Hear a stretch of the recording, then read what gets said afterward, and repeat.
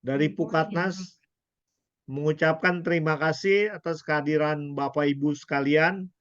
Nah, pada malam hari ini kita bersama-sama ditemani oleh suster.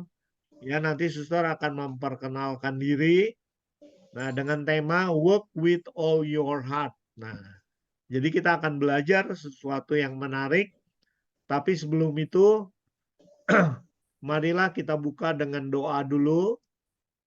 Siap. Ya, ayo. Silakan, Mbak Evi. Mari Bapak Ibu, kita satukan hati kita untuk berdoa agar pertemuan kita pada malam hari ini, webinar kita pada malam hari ini dapat berjalan dengan lancar dalam lindungan Tuhan Yang Maha Kuasa. Mari kita buat tanda kemenangan Kristus. Dalam nama Bapa dan Putra dan Roh Kudus. Amin. Amin. Allah Bapa yang Maha Kuasa, kami sungguh mengucapkan terima kasih kepadamu karena pada malam hari ini kami boleh berkumpul untuk bersama-sama mendengarkan webinar yang akan disampaikan oleh Suster Scholastica dengan judul Work with All Your Heart. Bapak, kiranya Engkau mau memberkati Suster Scholastica, memberkati kami semua, agar hati dan pikiran kami terbuka dengan sepenuhnya, terpusat dengan sepenuhnya kepada seluruh pemaparan dari Suster Scholastica. Kiranya Engkau mau memberkati dan melimpahinya dengan semua berkat yang amat baik bagi Suster Scholastica. Bapa yang penuh kasih, berkatilah juga seluruh pendengar webinar pada malam hari ini. Kiranya kami boleh membukakan hati dan pikiran kami agar kami dapat memusatkan hati dan pikiran kami sehingga semuanya ini dapat berguna dan dapat bermakna bagi perkembangan iman kami. Terima kasih Bapa, kami ucapkan kepadamu karena Engkau sungguh baik buat kami. Terima kasih Bapa. Amin. Dalam nama Bapa dan Putra dan Roh Kudus. Ya, terima kasih Bu Evi. Bersama Pak. Bapak Ibu yang baru hadir, terima kasih atas kehadirannya. Webinar ini secara rutin kami selenggarakan setiap bulan, yaitu dari Pukatnas. Pukat itu adalah profesional dan usahawan Katolik. Nah, untuk mengenali Pukatnas ini, saya akan mengajak Bapak Ibu kita lihat dulu video singkat mengenai Pukatnas. Mengenai Pukat. Pak Gabriel tolong ditayangkan.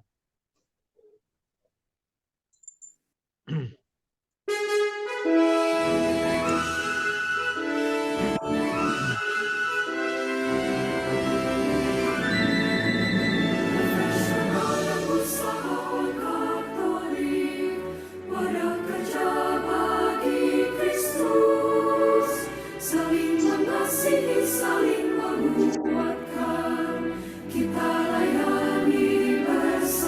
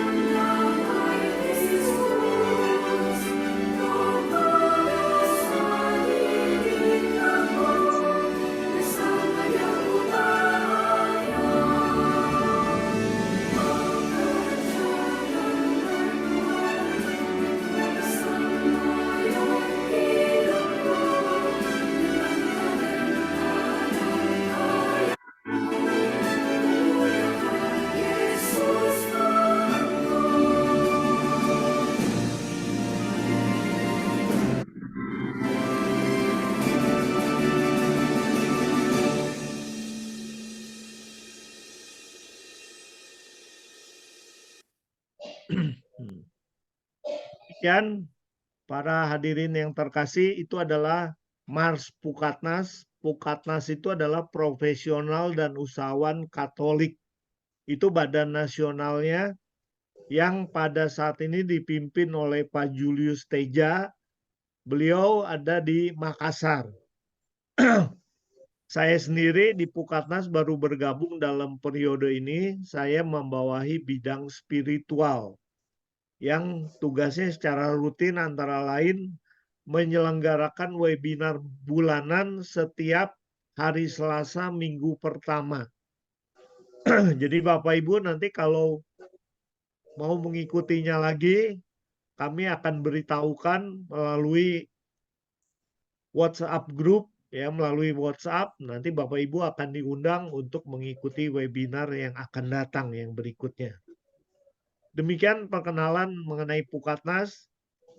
Tapi sebelumnya saya mau lihat dulu, apakah Pak Adinata hadir di sini? Pak Adinata, Pak Gabriel, ada Pak Adinata nggak?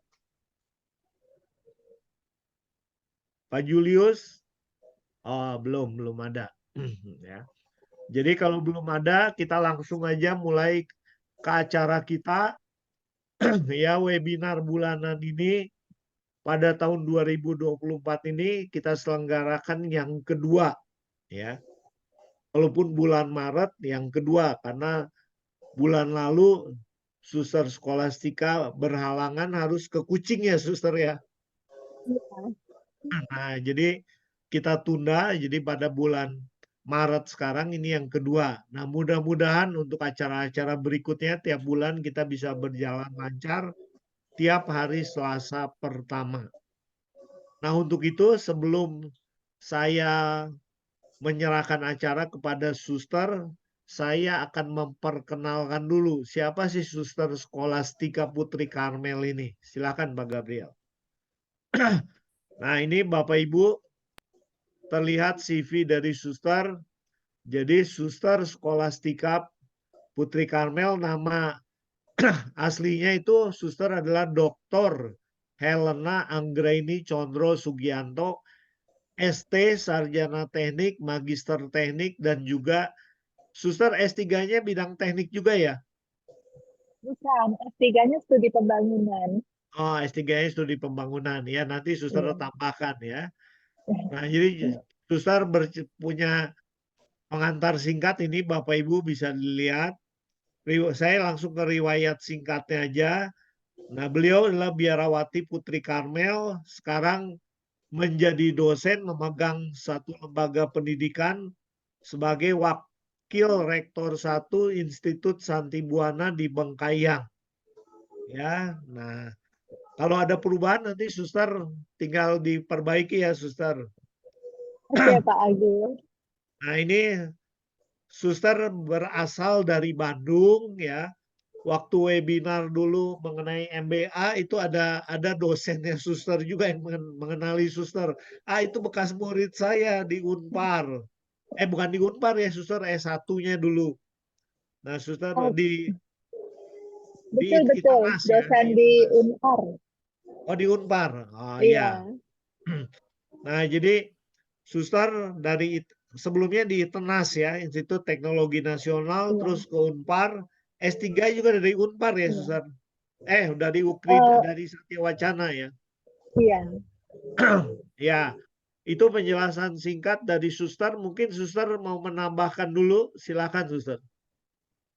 Nggak usah, langsung aja nanti di dalam Oke. pengarahan ada perkenalan singkat.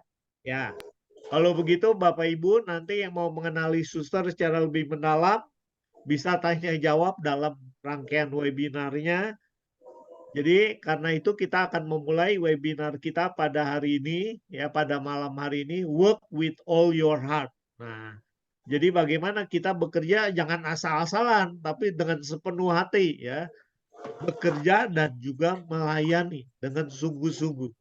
Nah, untuk itu waktu saya serahkan sepenuhnya kepada Suster untuk memulai webinar ini. Kurang lebih nanti kita selesai antara jam 8.15 sampai 8.30, Suster ya. Setelah itu Oke. kita akan lanjutkan dengan tanya jawab. Jadi Bapak Ibu yang mengikuti webinar, Kalau ada pertanyaan, silahkan dicatat dulu. Ya. Nah, untuk itu tidak berpanjang lebar, saya serahkan waktu kepada Suster Skolastika. Silakan, Suster. Baik, terima kasih banyak Pak Agus. Selamat malam Bapak Ibu, saudara-saudariku sekalian. Pada saat ini senang sekali bisa berjumpa walaupun secara virtual. Dan sebelum memulai acara bincang-bincang kita malam ini, saya mau mengucapkan selamat kepada Anda. Saya sangat bangga dan saya ucapkan profisiat. Kenapa?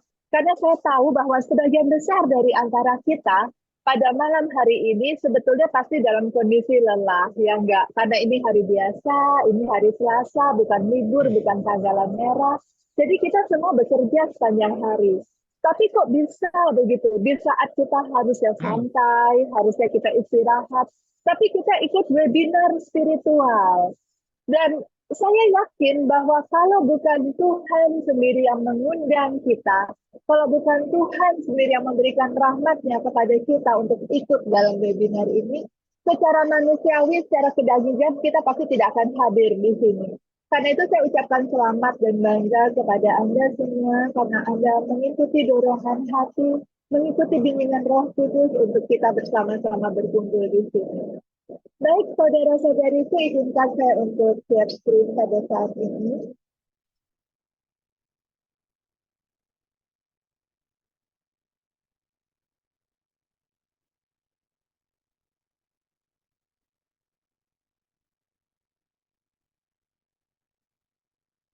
Ya, tema kita pada malam hari ini adalah Walk with all your heart.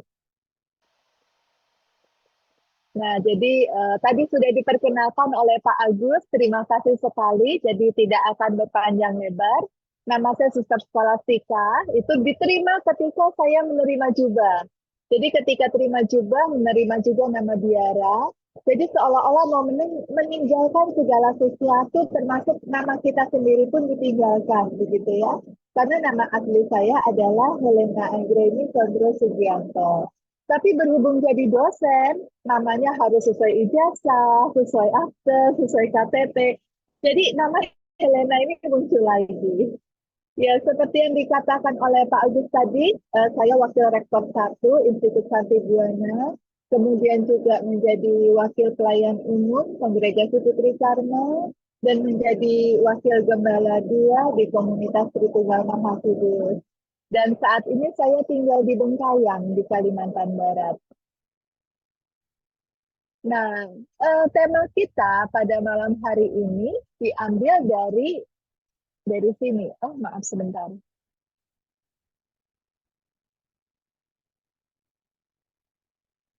Oke, diambil dari surat Rasul Paulus kepada, ya ampun, ini nakal juga nih, sebentar ya.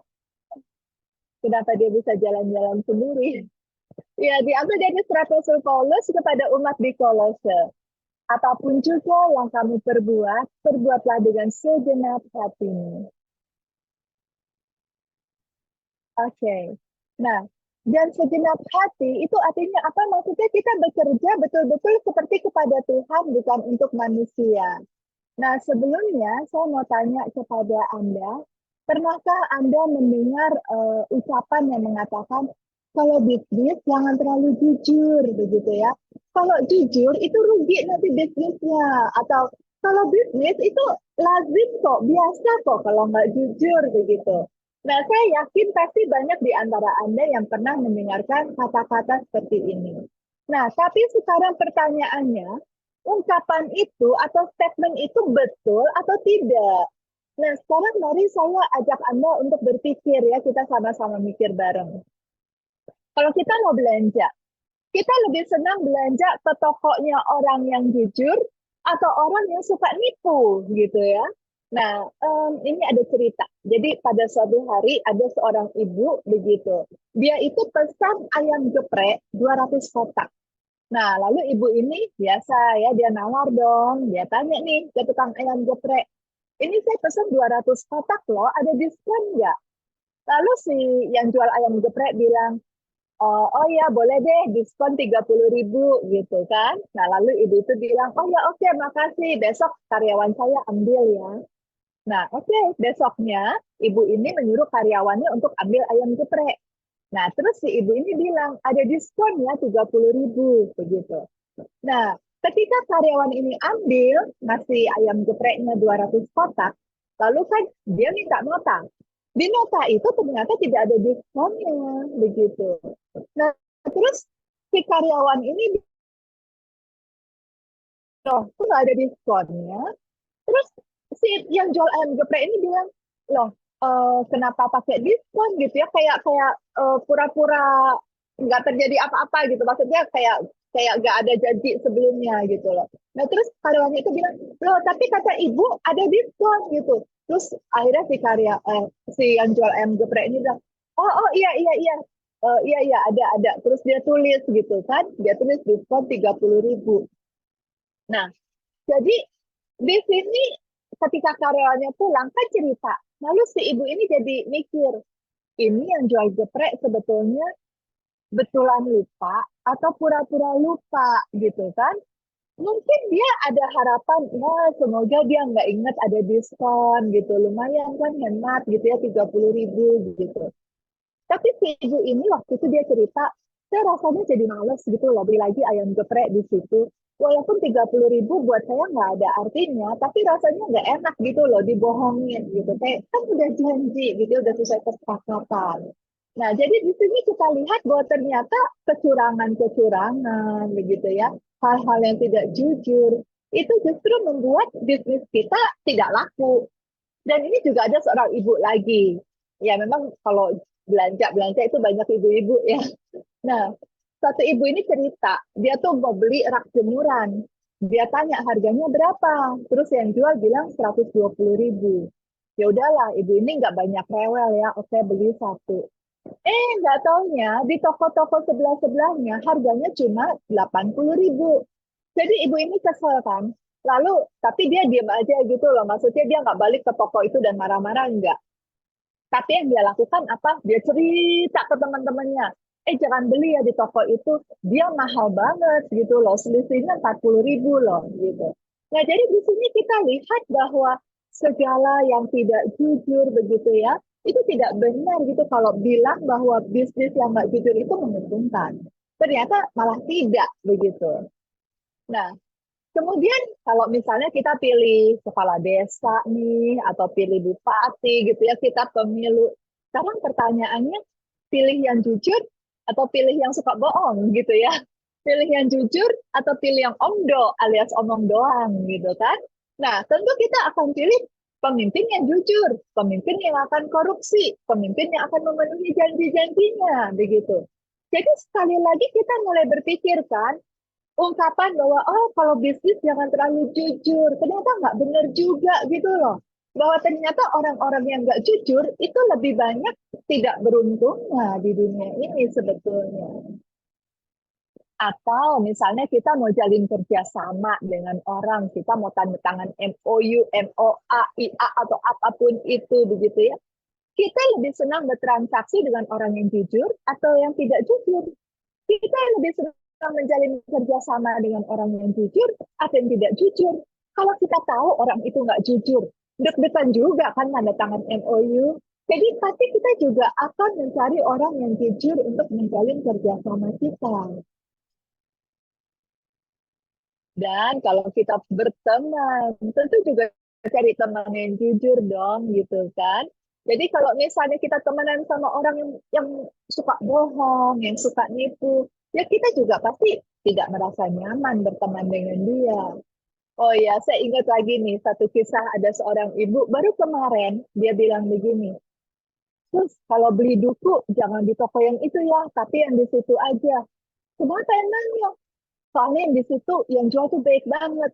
Aku mau beli duku, terus yang jual bilang gini, aduh jangan deh, ini dukunya soalnya jelek, udah lama, udah hampir busuk gitu. Aku jadi terharu loh dia ngomong gitu, jujur banget. Terus ada aku jadi beli buah-buah yang lain banyak-banyak. Jadi suster kalau belanja buah belinya ke toko itu aja gitu. Jadi saya lihat di sini bahwa ternyata sama sekali tidak benar ungkapan yang mengatakan kalau bisnis jangan jujur-jujur amat begitu ya. Itu ternyata salah.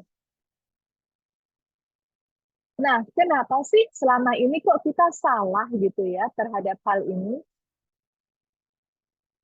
Karena ternyata kita tuh seringkali ditipu oleh nilai-nilai duniawi. Dan kita melupakan nilai-nilai ilahi.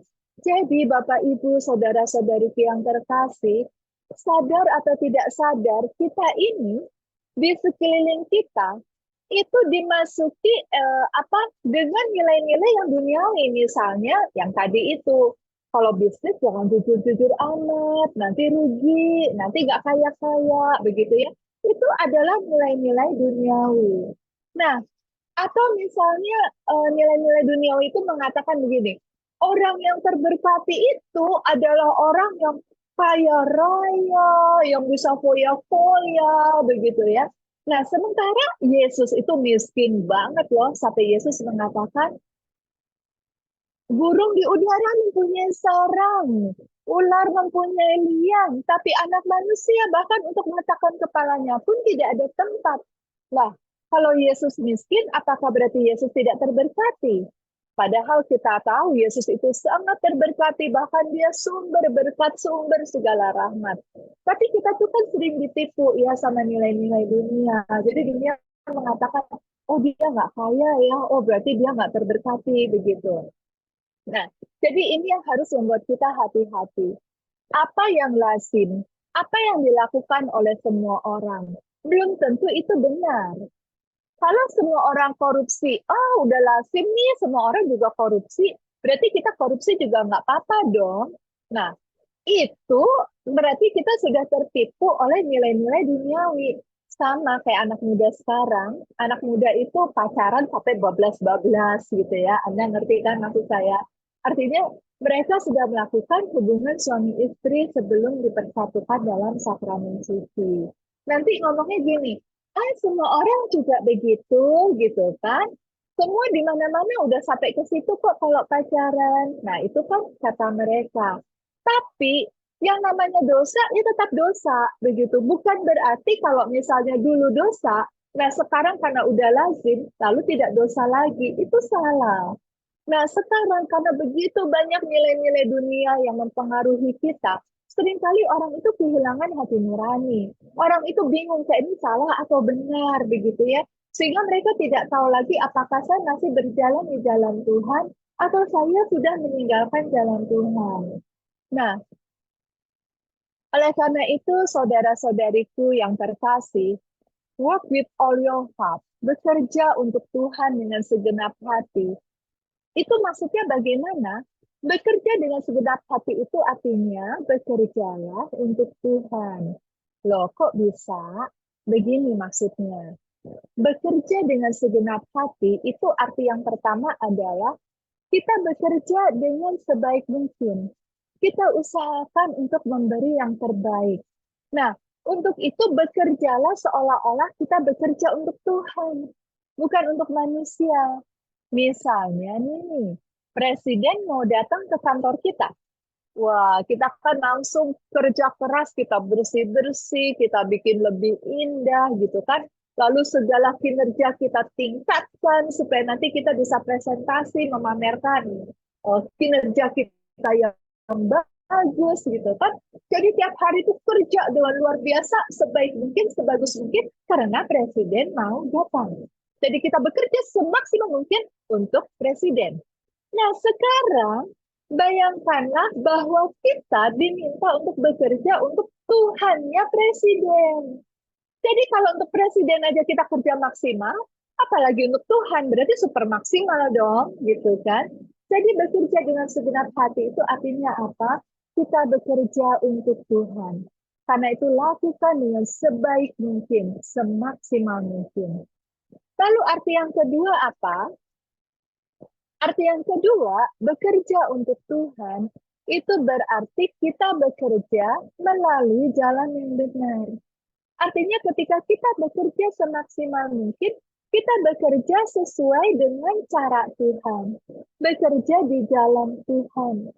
Bekerja dengan cara yang berkenan kepada Tuhan. Nah, saya rasa ini hal yang kita bisa pahami dengan cepat. Mengapa? Karena gini, kalau kita mau bekerja dengan segenap hati untuk seseorang, begitu ya, tentu kita memakai cara yang disukai oleh orang itu, ya enggak? Jadi misalnya gimana ya? Misalnya kita mau bekerja untuk mami kita nih, gitu ya. Mami mau ulang tahun. Nah, terus kita mau mendekor rumah untuk pesta ulang tahunnya mami, gitu. Nah, maka kita dekor rumah sesuai dengan selera mami dong. Misalnya mami senangnya mawar merah. Wah, kita taruh deh mawar merah di mana-mana, begitu kan? Nah, demikian juga ketika kita bekerja dengan segenap hati, itu berarti kita bekerja seolah-olah kita tuh kerja untuk Tuhan. Sekalipun pekerjaan kita bukan kerjaan gereja nih, kita kerja di bank, atau kita kerja jadi dosen, atau kita pengusaha, tapi tetap lakukan itu sebaik mungkin seolah-olah untuk Tuhan. Dan di jalan Tuhan juga, begitu loh. Jadi tidak menghalalkan segala cara ketika kita bekerja. Kita capai target-target yang ditetapkan, tetap di jalan Tuhan. Itulah sebetulnya dimaksud dengan bekerja dengan segenap hati. Nah, saudara-saudariku, saya mau mengajak Anda untuk melihat suatu video singkat.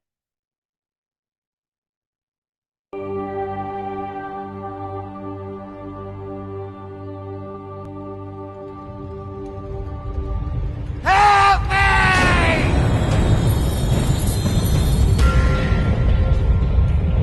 Help!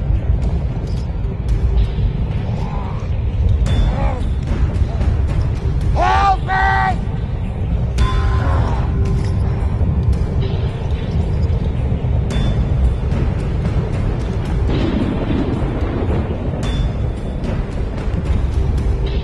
Help me!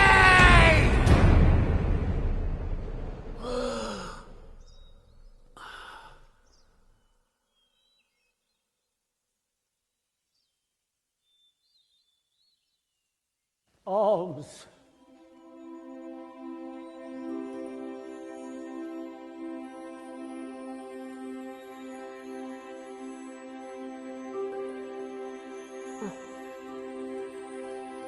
Welcome.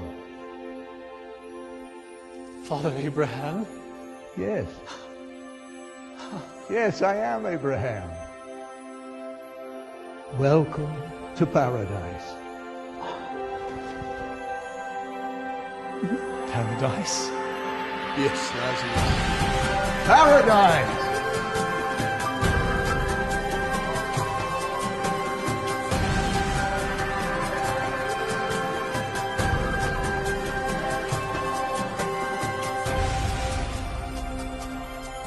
We've been preparing a banquet in your honor. Yes, yes, come.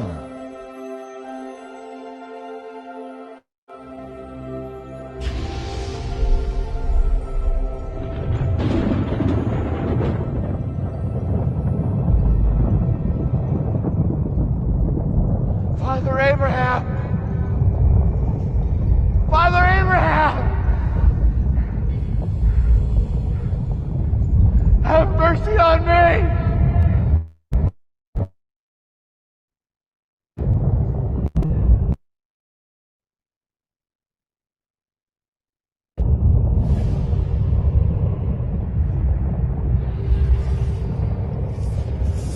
I saw you with Lazarus.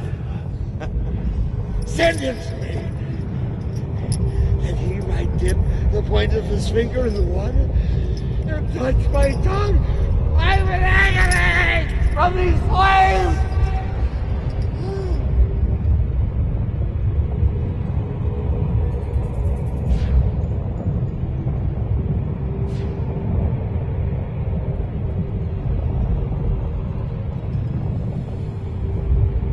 Son, you remember, in your life you received your good things.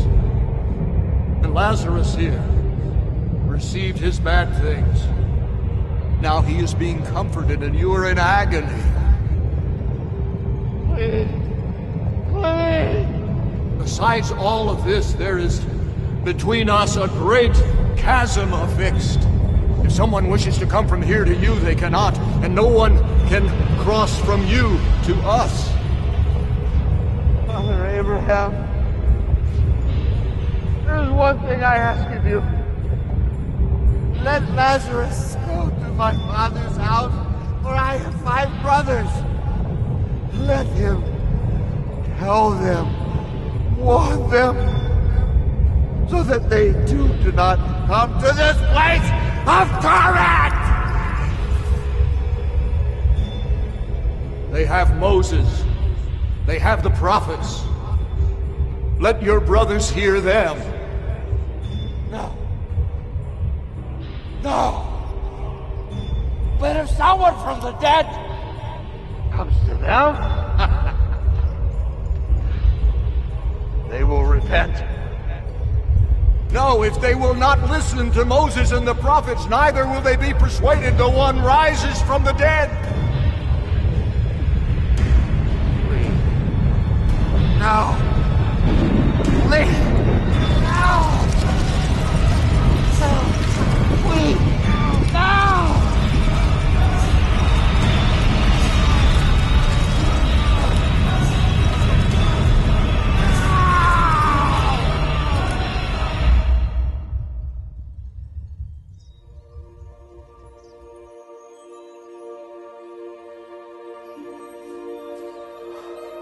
Lazarus, come to the place your father has prepared for you.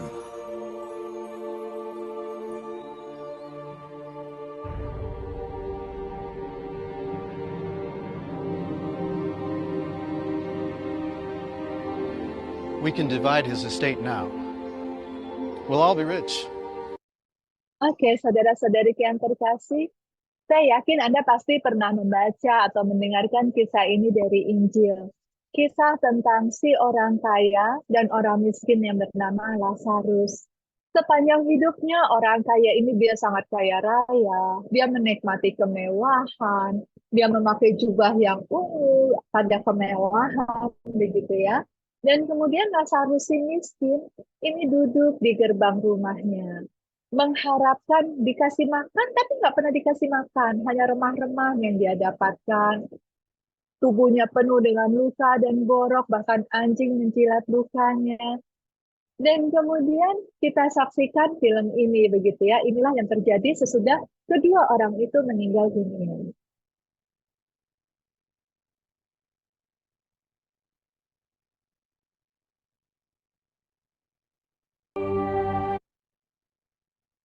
Nah, saudara-saudariku yang terkasih, dalam hidup ini ada banyak ketidakpastian. Bahkan matahari aja tidak pasti selalu terbenam. Misalnya di Norwegia, di Swedia, di Finlandia gitu ya. Ada saat-saat tertentu di musim panas itu ada matahari di tengah malam begitu.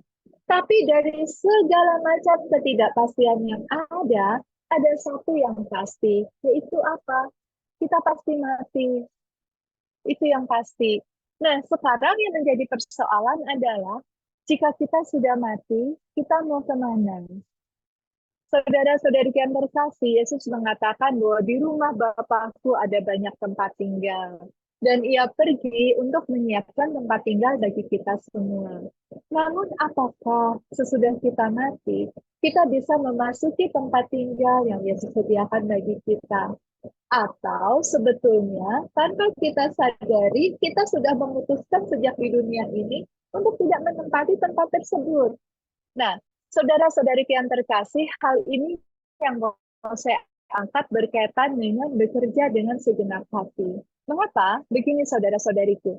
Tadinya orang itu berpikir bekerja dengan segenap hati itu, wah pokoknya bekerja sungguh-sungguh, jangan malas-malas, rajin, supaya apa? Supaya hasilnya maksimal, supaya kaya, begitu kan? Nah, tapi ternyata tidak cukup seperti itu. Apa yang bisa menghantar kita ke surga adalah ketika kita bekerja dengan segenap hati dan mempersembahkan itu kepada Tuhan. Jadi kita bekerja segenap hati itu sebetulnya tujuan utamanya adalah bukan kinerja yang hebat atau bukan target yang tercapai, tapi kita bekerja sebagai ungkapan syukur, sebagai rasa cinta kita kepada Tuhan. Kita bekerja karena Tuhan beri kita pekerjaan. Maka penuh syukur dengan gembira kita kerjakan pekerjaan kita. Dan kita lakukan dengan sebaik mungkin karena kita kerjanya buat Tuhan. Nah, dikaitkan dengan yang tadi, saudara-saudariku, kisah si kaya dan si miskin, kita kan kalau lihat film itu sebetulnya serem juga ya. Apalagi di Bengkayang lagi hujan deras, gelap-gelap, lihat film gitu tambah serem ya. Nah, saudara-saudariku, mungkin kita akan berpikir, apa salah ya jadi orang kaya? Emang nggak boleh ya jadi orang kaya? Tidak. Bukan begitu, saudara-saudariku. Kita bekerja segenap hati, biasanya akhirnya jadi kaya juga gitu ya, karena kita bekerja dengan baik kan. Tapi apakah sesudah itu Tuhan jadi nggak suka sama kita? Nah, tidak begitu, saudara-saudariku. Orang kaya dan Lazarus. Nah, sebetulnya apa yang membuat si orang kaya itu tidak masuk ke surga dan menikmati kebahagiaan bersama Lazarus? Apakah kekayaannya? Bukan. Tapi yang menjadi problem utama adalah hal ini. Yang pertama, hatinya itu tidak ada belas kasihan. Yang kedua, dia sombong. Yang ketiga, dia mencari kemuliaan sendiri. Mari kita lihat satu persatu. Orang kaya ini menikmati segala kemewahan, kekayaan, perut selalu kenyang. Dia berlimpah makanan dan berlimpah uang. Di depan matanya ada Lazarus yang miskin, yang sangat kelaparan, yang sangat terluka, tubuhnya penuh dengan borok dan luka-luka, yang sangat tak berdaya. Bahkan dia untuk nendang anjing yang jilat boroknya aja dia nggak berdaya gitu. Tapi orang kaya ini sama sekali nggak peduli. Dia tidak ada belas kasihan sama sekali. Dan dikatakan dalam Injil, Lazarus itu makan remah-remah orang itu. Berarti orang kaya ini nggak pernah kasih makan ke Lazarus. Lazarus bisa makan kalau nggak sengaja ada remah-remah jatuh ke dekat dia. Jadi bukan dikasih makanan itu, sama sekali tidak. Tapi remah-remah yang nyampe ke Lazarus itulah yang dimakan oleh Lazarus. Jadi kita lihat problem utama dari si orang kaya ini adalah dia tidak ada hati yang penuh dengan belas kasihan. Berarti kalau kita mau bekerja dengan segenap hati, kita bekerja untuk Tuhan, kita bekerja di jalan Tuhan, maka itu berarti kita harus bekerja dengan hati yang penuh belas kasihan. Kita bekerja dengan penuh kasih, dengan semangat melayani untuk orang-orang yang ada di sekitar kita. Apapun profesi kita lihat sebagai suatu pelayanan di ladang Tuhan. Apalagi ada profesi-profesi yang memang profesi mulia begitu ya, itu bukan profesi untuk cari uang gitu ya, kayak guru, dosen, perawat, dokter begitu ya. Itu bukan profesi untuk cari uang, tapi itu adalah profesi melayani. Nah, tapi sebetulnya apapun itu, entah kita pengusaha yang luar biasa begitu ya, dengan pabrik di mana-mana, tapi kita lakukan dengan hati yang penuh belas kasihan. Kita lakukan yang terbaik untuk bisa memberikan kontribusi bagi masyarakat, memberikan kontribusi bagi negara ini. Dengan penuh belas kasihan, kita memperhatikan kesejahteraan karyawan. Dengan hati yang peka, kita melihat saudara-saudari kita di sekitar kita, sesama pekerja, pimpinan kita, bawahan kita, yang mungkin ada kesusahan. Ini yang dimaksud dengan bekerja dengan segenap hati. Bekerja untuk Tuhan, di jalan Tuhan, artinya dengan hati yang penuh dengan belas kasihan. Lalu yang kedua, orang kaya ini dikecam karena dia sombong. Tahu dari mana dia sombong? Ya, dikatakan dalam hidupnya dia sombong banget gitu kan, nggak peduli sama orang gitu ya. Dia tidak mengorangkan orang gitu ya. Dan sombongnya ini kebangetan. Kenapa? Sampai dia mati pun masih sombong. Buktinya apa? Dia udah mati nih. Apa yang dia lakukan? Dia mau nyuruh Lazarus untuk mencelupkan jarinya untuk membasahi tenggorokan dia. Itu kan suatu kesombongan gitu. Bapak Abraham, suruh tuh si Lazarus celupin jarinya di air untuk membasahi tenggorokanku. Dia pikir dia itu masih kayak di dunia, uang bisa membeli segalanya. Dia nggak sadar bahwa di akhirat itu uang udah nggak laku lagi. Bahkan sebetulnya di dunia pun tidak segalanya bisa dibeli dengan uang. Nah, kesombongan yang kedua, kita lihat dia masih bosi banget, dia suruh-suruh kan. Kalau gitu Abraham suruh dia tuh si Lazarus ke rumah bapak saya. Ingetin tuh bapak saya, saudara-saudara saya, begitu. Supaya mereka itu nggak seperti saya, begitu ya. Dia nyuruh-nyuruh gitu, bosi banget gitu. Nah, ini sebetulnya yang mau ditampilkan bahwa Tuhan itu berkenan kok kalau kita kaya, apalagi kalau kita kerja segenap hati itu biasanya karena kita kerja dengan baik, maka uang kita juga banyak gitu ya. Tapi yang penting jangan sombong. Kita tetap mengorangkan orang. Kita menghargai setiap orang, begitu ya. Kita tidak merasa diri lebih, dan terutama kita menyadari bahwa sebetulnya semuanya itu berasal dari Tuhan. Itu adalah rezeki yang Tuhan titipkan. Kita bisa begini semuanya karena rahmat Tuhan. Santa Teresa Lisieux, dia pernah berkata begini, diriku ini adalah setumpuk rahmat. Dari ujung rambut sampai ujung kaki, semuanya adalah rahmat. Artinya dia betul-betul sadar bahwa dia tidak bisa apa-apa kalau bukan karena rahmat Tuhan. Nah, inilah kerendahan hati yang sejati.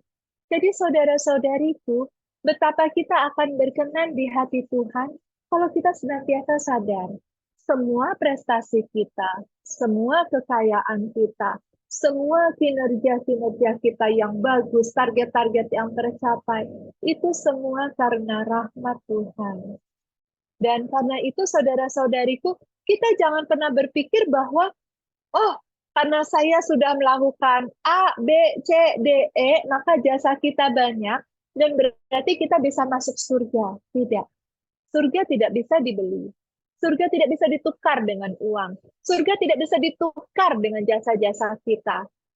Tapi surga itu adalah pemberian cuma-cuma dari Tuhan kepada kita semua, begitu.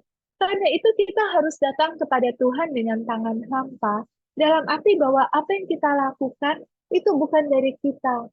Satu-satunya yang kita bisa itu cuma berdosa kok, ya enggak?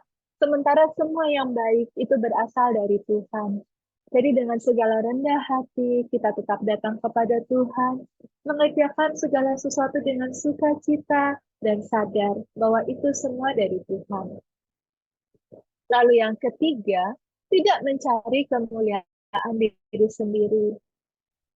Jika jabatan kita makin lama makin naik, yang ada adalah syukur kepada Tuhan.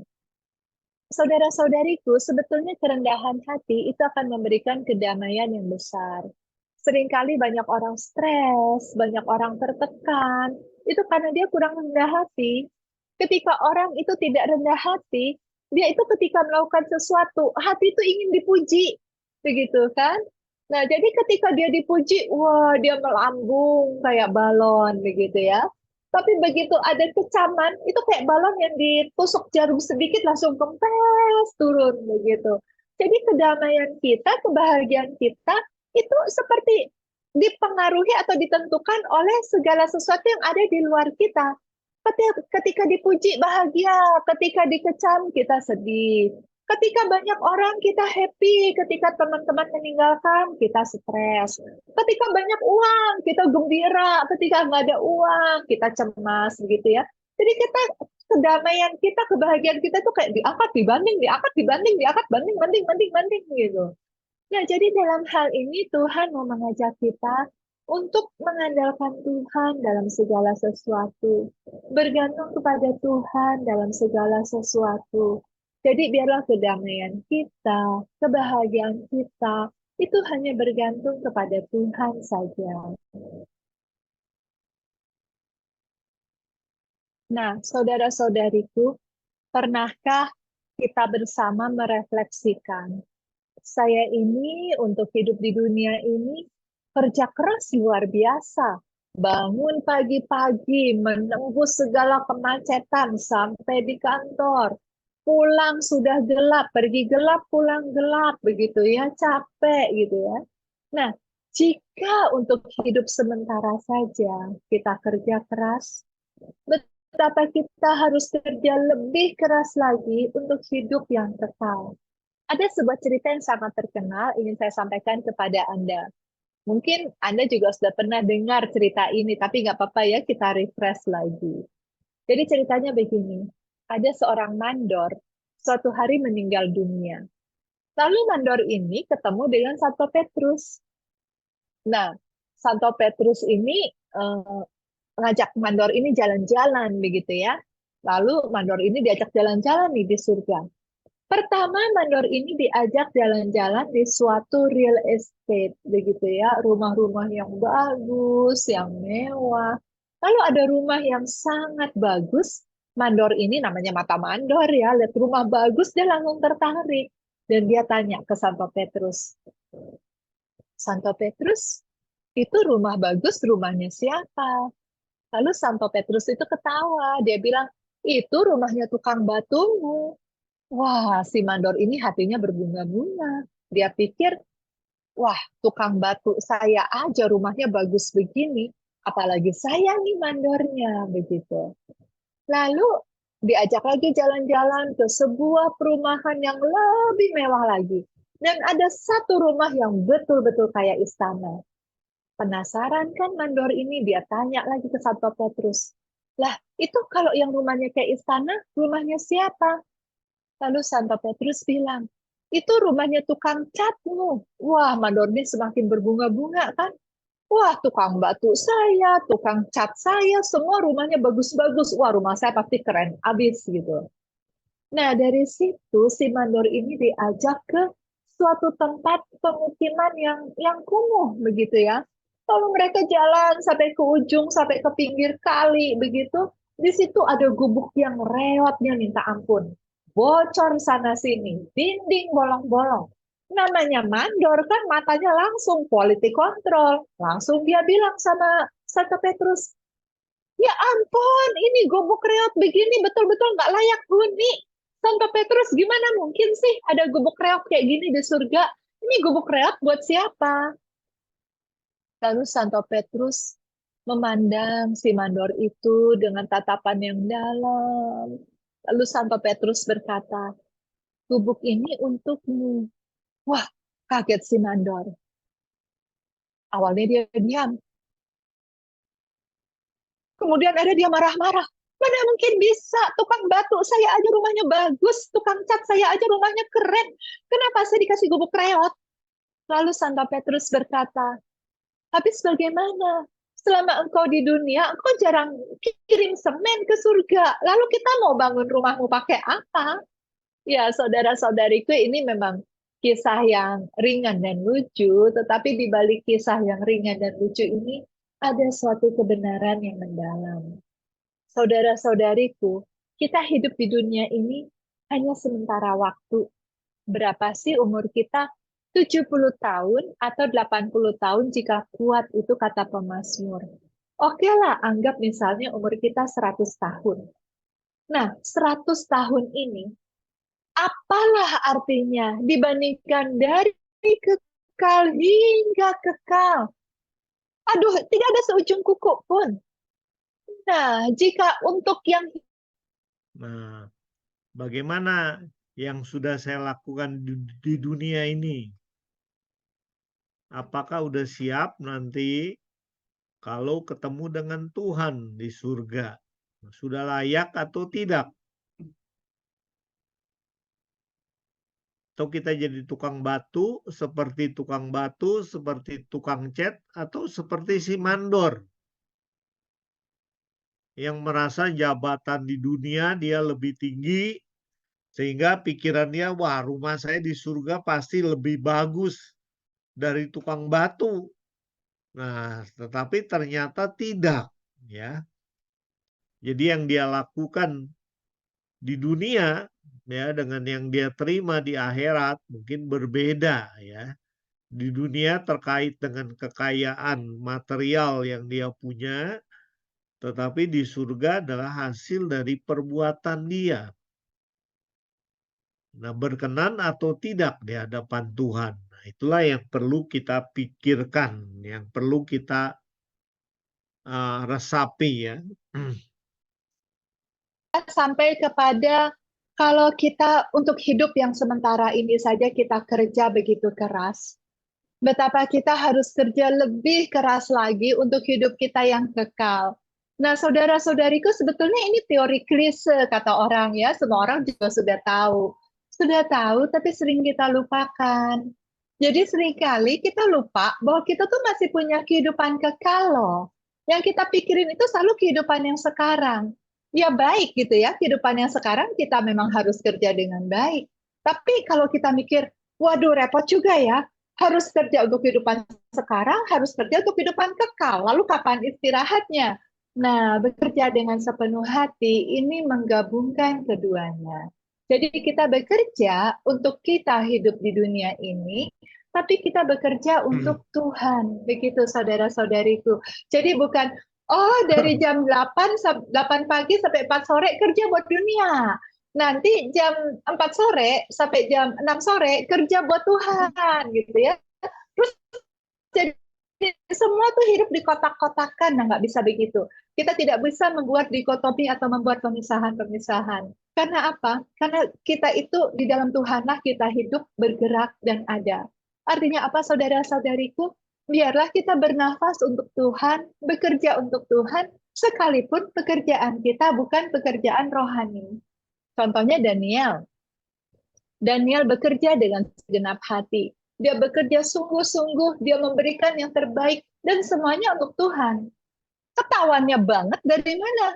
Ketika raja menyuruh dia menyembah dewanya raja, dia nggak mau begitu. Kalau dia kerja untuk bosnya, pasti dia akan ikutin kan apa permintaan bosnya. Dia akan berusaha menyenangkan hati bosnya. Tapi Daniel tidak. Dia bekerja dengan sebaik-baiknya, tapi semuanya untuk Tuhan. Ketika disuruh melakukan yang tidak berkenan kepada Tuhan, dengan tegas sekalipun dimasukkan ke dalam tanur api, dia tetap masuk ke tanur api, begitu. Nah, jadi saudara-saudariku, jangan sampai tempat yang telah Yesus sediakan bagi kita, itu nanti kita tidak sampai ke sana. Kenapa? Karena kita lupa kirim surga selama hidup ini. Nah, berarti saudara-saudariku, berusahalah untuk honoring God in all transactions, begitu saudara-saudari. Artinya apa? Kita berusaha untuk hidup demi kemuliaan Tuhan.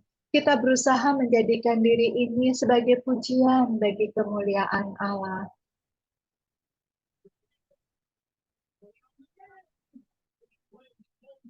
Dan mungkin kita berpikir, apa bisa ya gitu ya?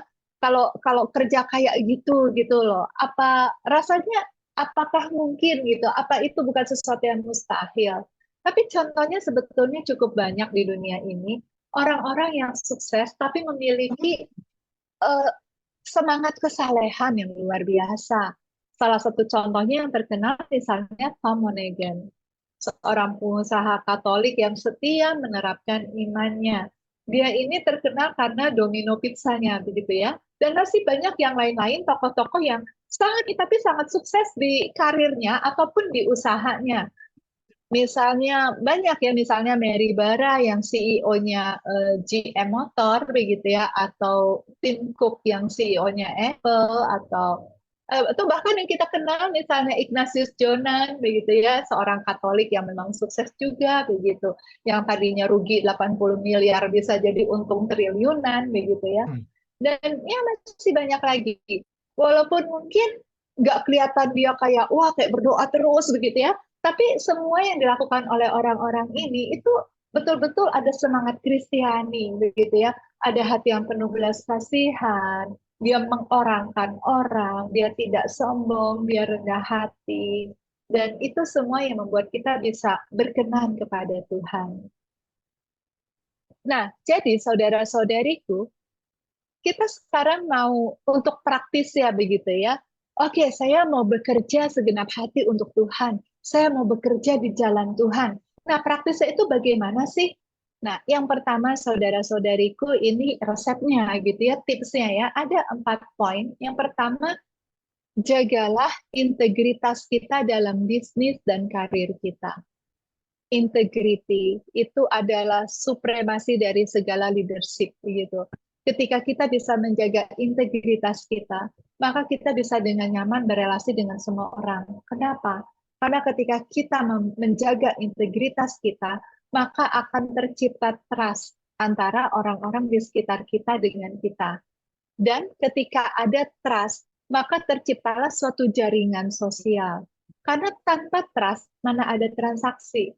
Sehingga karir kita, usaha kita, profesi kita, semuanya akan berkembang ketika kita berintegritas. Dan yang lebih penting lagi adalah ketika kita berintegritas, melakukan apa yang baik sekalipun tidak ada yang lihat, begitu ya. Ketika kita berintegritas, yaitu mengatakan sesuai dengan apa yang kita lakukan. Ketika kita berintegritas, pada saat itu Tuhan sangat berkenan kepada kita. Kemudian yang kedua, penata layanan. Artinya ketika kita melakukan manajemen terhadap segala sesuatu, pengaturan ini dan itu, hendaklah selalu mencari kehendak Allah. Jadi pedoman utama kita mungkin punya banyak pedoman, punya banyak SOP, punya banyak PP, punya banyak UU, begitu ya.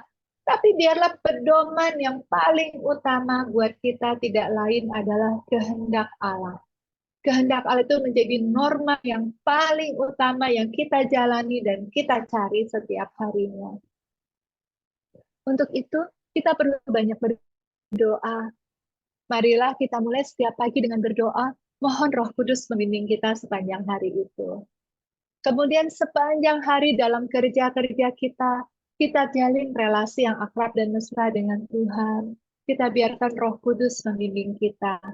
Di malam hari sebelum tidur, kembali kita datang kepada Tuhan, mengucap syukur atas hari yang berlalu. Bersyukur atas setiap kesulitan, nggak apa-apa juga kan, karena kita semakin dewasa atas setiap kesulitan yang kita lewati. Bersyukur atas setiap kejatuhan, nggak apa-apa juga kan, karena kalau kita nggak pernah jatuh, mungkin kita emang nggak pernah maju. Orang itu bisa jatuh karena dia jalan, dia maju, maka jatuh. Orang itu bisa jatuh karena dia lari, maka jatuh. Kalau kita nggak pernah jatuh, jangan-jangan kita selalu di tempat. Nah, jadi ketika kita melakukan penata layanan ini, kita selalu mencari kehendak Tuhan, dan kita selalu bersyukur dan menjalin relasi yang baik dengan Tuhan. Lalu tips yang ketiga, servant leadership. Jadi biarlah gaya kepemimpinan kita bukan yang otoriter, bukan yang feodal, begitu ya, tapi kepelayanan. Di dalam kongregasi kami di Putri Karmel, pimpinan tertinggi itu disebutnya pelayan umum. Pimpinan rumah disebutnya pelayan rumah. Dan saya merasakan, aduh itu betul banget gitu ya. Karena ketika kita jadi pemimpin, maka kita harus lebih mikirin orang daripada diri kita sendiri. Kita harus lebih banyak menghabiskan waktu dan tenaga kita untuk orang lain daripada diri kita sendiri. Dan memang sebetulnya lebih cocok kata pelayan daripada pemimpin. Sebagaimana yang Yesus katakan, dia yang raja kita, imam agung kita. Dia datang, aku datang untuk melayani. Dan kemudian yang keempat, yaitu integrasi iman. Seperti yang saya singgung tadi, jangan pernah memisahkan yang duniawi dengan yang rohani. Jangan pernah memisahkan yang rohani dan rohana, begitu. Jadi kalau misalnya kita piknik, ya marilah piknik dengan penuh syukur kepada Tuhan. Kalau kita lihat pemandangan yang bagus, jangan cuma stop di foto, begitu ya. Tapi ketika melihat pemandangan yang bagus, kita lihat itu seperti jejak-jejak Allah. Itu yang dikatakan Santo Yohanes Salib. Santo Yohanes Salib itu kalau dia lihat pemandangan yang indah, dia seolah melihat Tuhan itu baru lewat di situ. Nabur ke kanan, tumbuh bunga. Nabur ke kiri, tumbuh gunung, begitu ya. Jadi ketika kita melihat pemandangan yang indah itu jangan stop di wow, indah, begitu ya.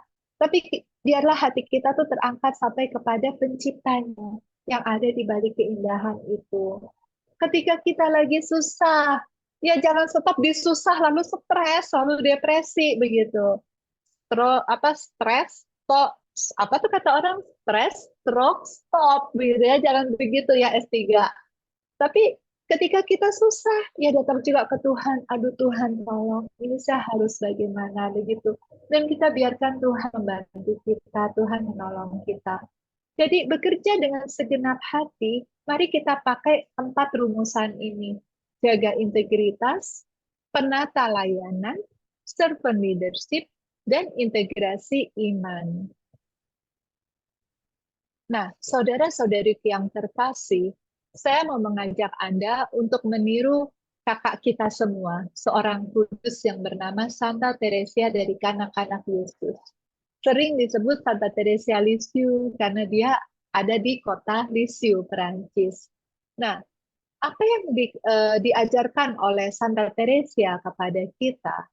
Ia mengajarkan kita jika engkau melakukan segala sesuatu, lakukanlah demi dan untuk Tuhan, karena kita mengasihinya. Maka apabila semua dilakukan seperti itu akan menjadi berkat bagi orang lain. Maksudnya bagaimana? Begini saudara-saudari. Santa Teresia itu sangat mencintai Yesus. Sehingga apapun yang dia lakukan dengan cinta, demi cinta, dan untuk cintanya kepada Yesus. Nah, suatu hari misalnya, Santa Teresa itu melihat ada sebutir jarum di atas lantai. Lalu Teresa memungut jarum itu dengan penuh cinta kepada Yesus. Tahukah saudara-saudariku, hanya dengan pekerjaan memungut jarum, ternyata itu bisa menjadi berkat bagi orang lain. Kalau dipikir-pikir, kok bisa ya hanya memungut jarum? Karena yang dilihat Tuhan bukan memungut jarumnya, tapi yang dilihat Tuhan adalah seberapa besar cinta yang ada ketika Teresia memungut jarum tersebut. Nah, jadi saudara-saudariku, bekerja dengan sepenuh hati ini, itu akan membuat kita bisa menjadi berkat bagi banyak orang. Karena kalau kita bekerja dengan segenap hati, itu berarti kita bekerja demi cinta kepada Tuhan. Kita bekerja dengan cinta kepada Tuhan. Kita bekerja untuk cinta kepada Tuhan. Dan itu bisa menjadi berkat bagi banyak orang. Bisa menjadi silih bagi dosa-dosa kita. Bisa menjadi berkat bagi keluarga kita. Bagi saudara-saudari kita. Atau seseorang di belahan dunia yang lain. Sekarang kalau dipikir-pikir saudara-saudariku, kalau Anda pengusaha, mari kita pikir untung rugi gitu ya.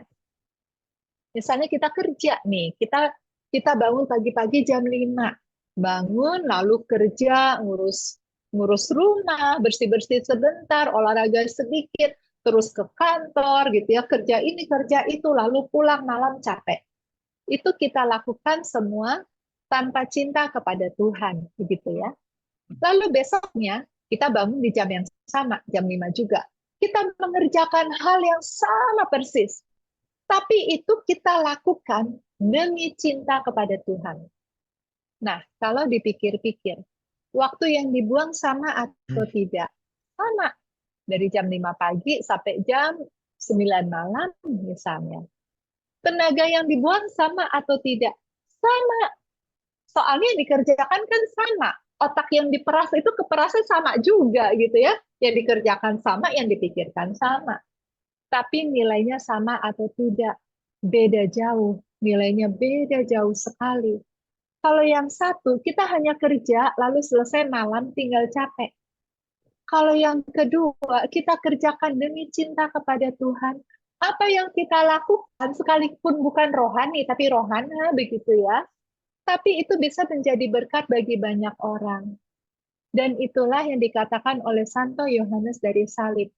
Satu orang yang telah mencapai persatuan dengan Allah, jauh lebih berharga daripada ribuan orang yang tidak mencapai persatuan tersebut. Nah, jadi saudara-saudariku, saya mau mengajak Anda, yuk kita manfaatkan waktu kita supaya tidak sia-sia terbuang percuma. Kita lakukan setiap pekerjaan itu dengan cinta, demi cinta, untuk cinta kepada Tuhan. Karena Santo Yohanes Salib berkata, di senja akhir hidup kita akan diadili menurut cinta kasih yang kita miliki. Jadi di senja akhir, Tuhan itu tidak akan tanya, kamu sudah bikin pabrik berapa? Atau kamu sudah amal berapa, atau kamu sudah ziarah kemana saja, gitu ya, atau kamu menduduki jabatan apa paling tinggi, bukan itu. Tapi yang Tuhan lihat adalah seberapa besar cinta kasih yang ada di hati kita.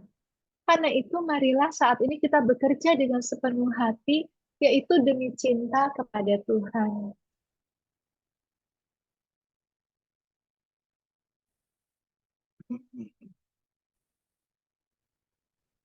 Tuhan Yesus, aku pokok bu rantingnya. Kita tidak akan berbuah sebagai ranting kalau kita tidak berpegang pada pokoknya.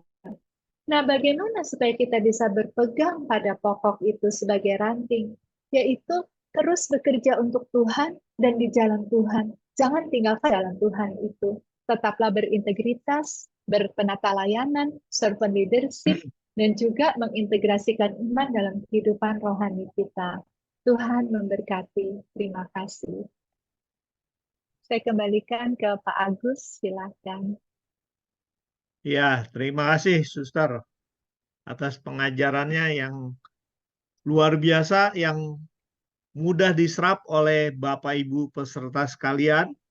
Nah, karena itu siapakah di antara Bapak Ibu yang ingin bertanya atau mau sharing pengalaman yang sudah dialami dalam hidup ini? Nah, Pak Anton sambil ya, silakan. Ya, baik. Terima kasih Pak Agus atas waktunya. Ya, Rupanya Suster sama-sama. banyak tip ini, pengen minta tip juga nih, Suster. Kadang kita sesuai dengan tip-tip yang Suster tadi kasih, bekerja dengan integritas, dengan pelayanan umum dan sebagainya itu tadi. Nah, kita merasa bahwa kita mengerjakan tugas atau pekerjaan kita itu semua kita jalani. Cuma kadang hasil yang kita dapatkan tidak sesuai dengan apa yang kita harapkan. Atau berhasil, tapi ya kita merasa kok cuman segini begitu. Nah, ini saya pengen minta tip ini dari Suster, kira-kira bagaimana Suster tip-tip untuk menghadapi hal-hal demikian, Suster. Itu saja sederhana, Suster. Terima kasih, Pak Agus. Terima kasih, Suster. Ya, silakan Suster. Terima kasih banyak Pak Anton untuk pertanyaannya.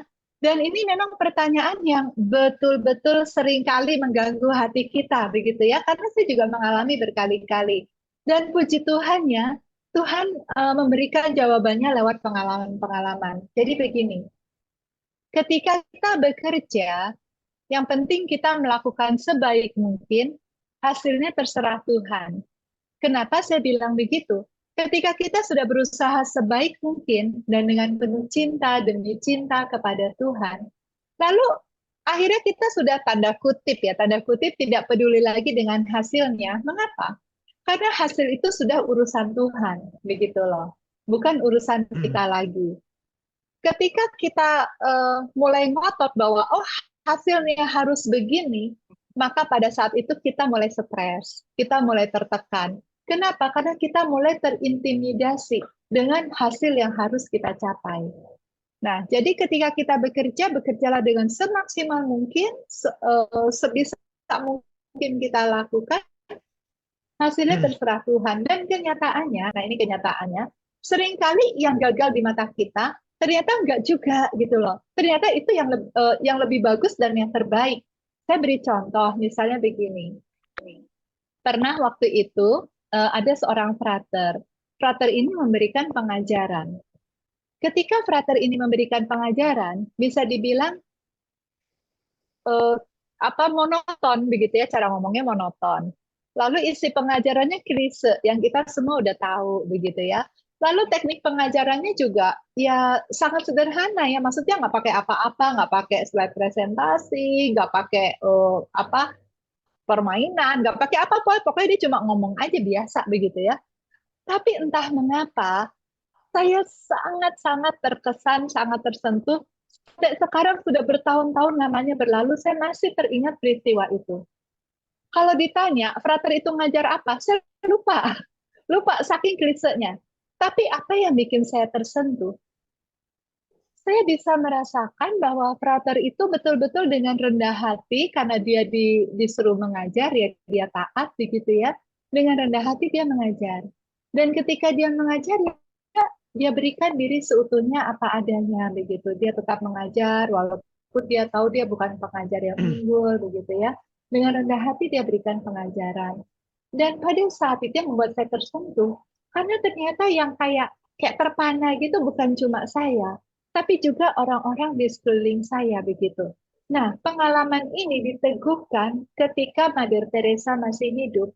Waktu itu dia naik ke panggung di depan begitu banyak orang. Mother Teresa itu kan kayak kecil gitu ya, ringkih dengan badan yang bungkuk. Lalu dia mulai ngomong begitu ya. Tapi ketika Mother Teresa ngomong itu semua diam. Semua begitu tenang. Nah, secara manusiawi, kalau dilihat pakai mata, dipikir pakai otak, baik Frater maupun Mother Teresa, itu nggak ada apa-apanya gitu ya. Dibandingkan misalnya penyanyi yang glamor dengan koreografer yang keren, dancer yang luar biasa banyak begitu. Lalu dengan busana yang wow, yang bling-bling gitu ya. Mother Teresa betul-betul nggak ada apa-apanya gitu. Tapi penyerahan dirinya, apa adanya yang dia berikan semaksimal mungkin untuk Tuhan. Saat itu telah membuat semua orang terdiam begitu. Nah, jadi ini sih kalau tips saya buat Pak Anton, semoga berguna karena ini yang saya alami. Kita bekerja saja semaksimal mungkin, hasilnya terserah Tuhan. Dan itu yang membuat kita juga nggak terlalu stres gitu ya, bisa tetap damai begitu. Begitu Pak Anton. Berpasrah aja ya, Suster ya. Pasrah ke hasil, bukan pasrah ke kerja. Kalau kerja setiap kesulitan ya kita berusaha atasi begitu kan. Namanya kesulitan harus kita atasi, kendala ya kita atasi, ada problem kita cari solusi gitu. Tapi hasilnya jadi gini, apa yang bisa kita lakukan semaksimal mungkin. Tapi apa yang kita tidak bisa lakukan, berarti memang itu bukan jatah kita. Begitu. Kalau kita paksa diri ambil bagian di poin yang sudah tidak bisa kita lakukan, itu berarti jangan-jangan kita sudah sombong. Dan itu nanti kita bisa jadi stres gitu. Jadi ya kayak anak-anak lah ujian. Kan dia tidak berdaya untuk membuat nilai dia berapa. Yang dia berdaya adalah dia bikin jawaban sebaik mungkin gitu kan. Belajar sekeras mungkin buat jawaban sebaik mungkin. Tapi dia nggak berdaya kasih nilai sendiri.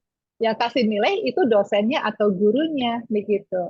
Nah demikian juga dalam pekerjaan kita, maksud saya seperti itu. Jadi hasilnya terserah Tuhan. Yang penting kita kerja semaksimal mungkin. Begitu Pak. Baik, Iya. terima kasih, Suster. Terima kasih. Terima kasih, Suster. Jadi Pak Anton, Ya, sama-sama. oke ya, sudah bisa diterima ya. Oh, Oke, iya. terima kasih. Sama-sama, makasih. Ya, kemudian yang berikutnya saya lihat ada pertanyaan dan komentar dari Bu Monik. Bu Monik dari Pukat Bogor. Mungkin Suster juga pernah ketemu. Silakan Bu Monik. Selamat malam, Suster. Selamat malam Bu Monik. Ya, terima kasih Pak Agus atas kesempatannya.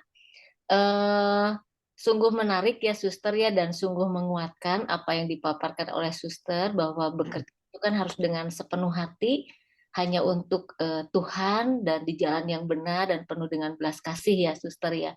Jadi mungkin sebelum pertanyaan saya sharing sedikit, Suster. Jadi waktu dulu saya bekerja, saya selalu menerapkan berusaha bekerja itu bukan takut dilihat oleh manusia atau bekerja itu jangan takut karena bos gitu. Jadi saya berusaha bekerja itu saya istilahnya saya lebih takut Tuhan gitu. Nah itu saya selalu mengarahkan ke sana. Nah itu saya mengistilahkannya dalam permenungan saya tuh adalah saya harus lebih takut dilihat oleh Tuhan. Nah, itu dalam bekerja yang secara duniawi ya, Suster ya. Tapi yang saya temukan itu bekerja di dalam pelayanan itu tidak terlalu mudah dibanding dengan bekerja secara duniawi. Yang mungkin kita dibayar, ada materinya yang kita terima, kalau kita bekerja dengan keras, hasilnya bagus, ya mungkin kemungkinan dapat gaji yang naik, kemudian bonus yang bagus, seperti itu ya, Suster ya. Tapi di dalam pelayanan itu seringkali saya melihatnya tadi kan kata Suster sebagai orang yang kaya tidak boleh sombong. Itu mungkin sombong yang mungkin misalnya dalam konteks duniawi. Tetapi seringkali saya juga melihat adanya kesombongan rohani. Nah, di dalam pelayanan seringkali tidak sesuai dengan perkembangan rohani kita tidak sesuai dengan apa yang diberikan di dalam pelayanan. Karena dalam pelayanan itu tidak ada semacam penalti, tidak ada SP seperti itu ya, Suster. Jadi misalnya sudah berkomitmen di dalam pelayanan, tetapi dengan mudahnya menyepelekan pelayanan itu. Jadi dan ini perlu kerja keras. Nah, saya menanamkan dalam diri saya berusaha bagaimana kita mencintai Tuhan yang tadi Suster bilang ya. Jadi menguatkan untuk oh ya, saya bekerja ini misalnya dalam pelayanan, misalnya mungkin berdarah-darah atau ada pengorbanan, tetapi kalau kita melihat mencintai Tuhan mungkin itu akan terbayar gitu ya, Suster ya. Nah, ini bagaimana Suster trik-trik bekerja di dalam pelayanan agar lebih bertanggung jawab dan lebih takut lagi karena nggak ada bayarannya. Jadi menurut saya ini yang harus dinaikkan, bahwa bekerja untuk pelayanan itu kita kan nggak boleh pamrih tuh, Suster ya. Mungkin secara nggak langsung sebenarnya mungkin tanpa disadari berkat kita bertambah, mungkin seperti itu. Tapi nggak langsung lihat, oh langsung dapat uang atau langsung dapat materi. Sehingga seringkali disepelekan. Nah, mungkin ada sharing dari Suster yang bisa menguatkan kita semua bahwa bagaimana bekerja di ladang Tuhan agar kita lebih berkomitmen dan tidak menyepelekan gitu, Suster. Ya, terima kasih, Suster. Oke, terima kasih banyak Bu Monik. Ini pertanyaan yang sulit dijawab. Kadang memang itu yang terjadi ya di banyak tempat begitu. Banyak orang seperti itu. Nah, oleh karena itu saya setuju dengan apa yang dikatakan oleh Bu Monik. Itu saya kalau tidak salah membaca itu tulisannya C.S. Lewis ya. Jadi dia berkata begini. Integritas itu adalah melakukan hal yang benar sekalipun tidak ada orang yang melihat, begitu. Nah, itulah yang dimaksud dengan integritas. Nah, apabila kita ingin berkenan kepada Tuhan, maka tentu kita harus selalu berintegritas, termasuk dalam pelayanan. Nah, kalau misalnya kita lihat nih, resepsionis di hotel-hotel itu kan sangat ramah gitu ya. Nah, tapi seringkali orang-orang yang kita temui di pelayanan itu judesnya minta ampun. Kadang kan kita bertanya-tanya ya, orang yang kerja buat Tuhan itu bisa senyum ramah banget, tapi ya kerja untuk uang gitu ya, di resepsionis hotel itu bisa ramah banget. Tapi yang kerja untuk Tuhan di pelayanan kok judes banget gitu loh. Nah, jadi sebetulnya intinya itu kembali kepada cinta kasih. Artinya apa? Orang bilang cinta itu adalah kekuatan terbesar di dunia ini. Kita sering dengar kan yang gombal-gombal, demi cinta kepadamu, kudaki gunung tinggi, kuseberangi lautan, kuat banget, itu hebat banget. Nah, tapi memang ternyata cinta itu kekuatan terbesar di dunia ini. Artinya apa? Kita hanya bisa membuat orang berkomitmen ketika ia memiliki cinta. Ketika ia tidak memiliki cinta, maka pelayanan menjadi kerja rodi, begitu. Karena kan nggak dibayar, gitu kan, jadi terasa kerja paksa, begitu. Nah, oleh karena itu, ini sih kalau tips praktisnya, begitu ya. Kalau kita punya satu tim pelayanan, itu kita ajak tim kita untuk pertama-tama mengalami kasih Allah dulu. Itu yang penting. Misalnya ajak retret, atau ajak doa bersama. Pokoknya sampai dia sungguh mengalami kasih Allah. Atau saling sharing gitu ya, sehingga menyadarkan dia betapa dia dicintai Tuhan. Nah, setelah dia mengalami kasih Tuhan, mulai tumbuh kasih di dalam hatinya, itulah yang akan memotivasi dia untuk berkomitmen begitu. Nah, kemudian juga sesama tim pelayanan kita harus kembali menekankan jangan terlalu pikirkan hasil. Karena yang namanya pelayanan itu kan karya Tuhan ya, karya Roh Kudus. Dan kadang kita nggak tahu Tuhan itu kepingin pelayanan ini hasilnya kayak apa gitu. Jadi kita nggak bisa bilang, oh sukses ya pelayanannya gitu. Nggak bisa, karena kadang kita merasa pelayanan gagal total gitu ya. Misalnya aja nih nyanyi gitu ya, terus nyanyi kita fales abis gitu ya, notnya mencela-mencela gitu ya. Tapi ternyata ada orang yang tersentuh karena dengar suara kita fales. Ada orang yang sampai tersentuh karena ya ampun gitu ya, misalnya ini suster udah suara fales tapi karena dia lihat gak ada yang tugas, gak ada yang nyanyi, dia berusaha untuk nyanyi walaupun fales, akhirnya dia tersentuh gitu kan, dan dia mengalami kasih Tuhan, kan bisa aja.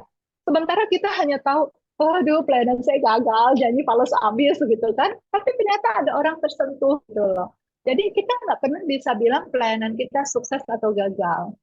Jadi yang penting adalah kita punya cinta, kita komit, kita lakukan yang terbaik untuk Tuhan. Hasilnya terserah Tuhan, begitu. Karena kita tahu bahwa ini yang kerja bukan kita kok, ini Tuhan. Gitu. Seperti itu, Bu Moni. Baik, terima kasih banyak, Suster. Terima kasih, Suster. Sama-sama. Terima Ya, kasih terima juga. kasih Bu Monik. Ya, makasih, Pak.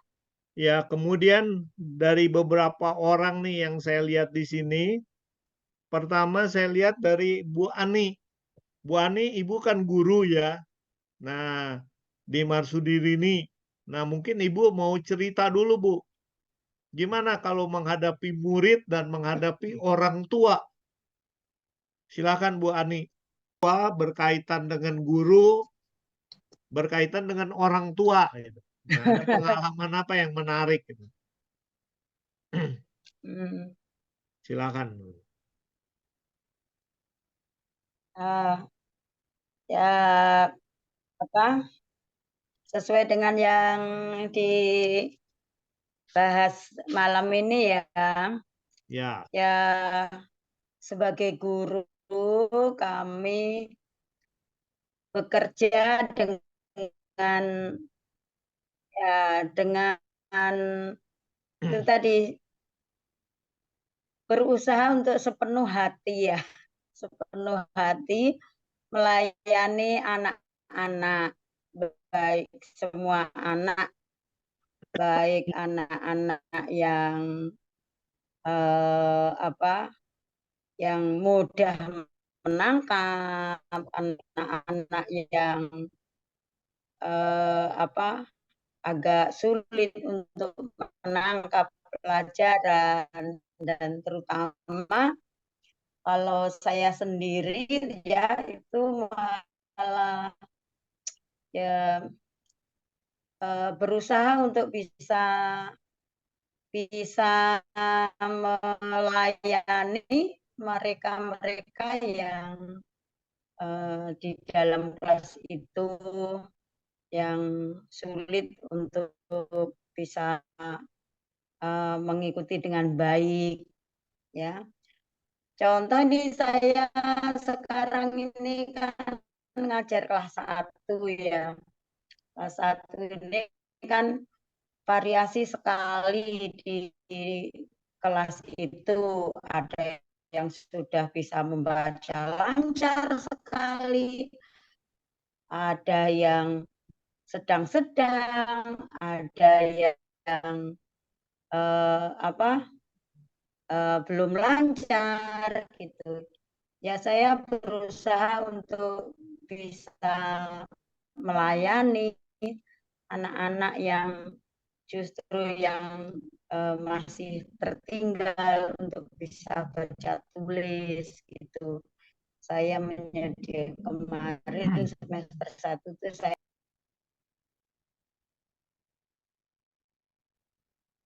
Bu Aninya terputus nih.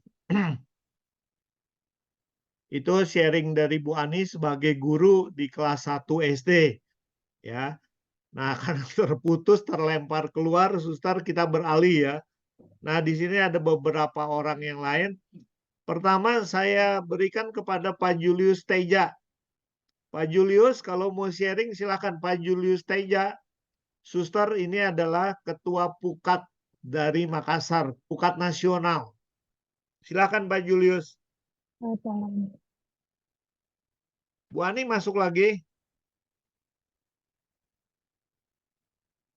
Bu Ani.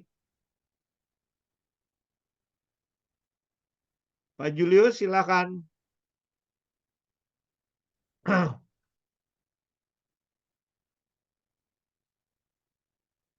Oh, Pak Julius kok belum ada?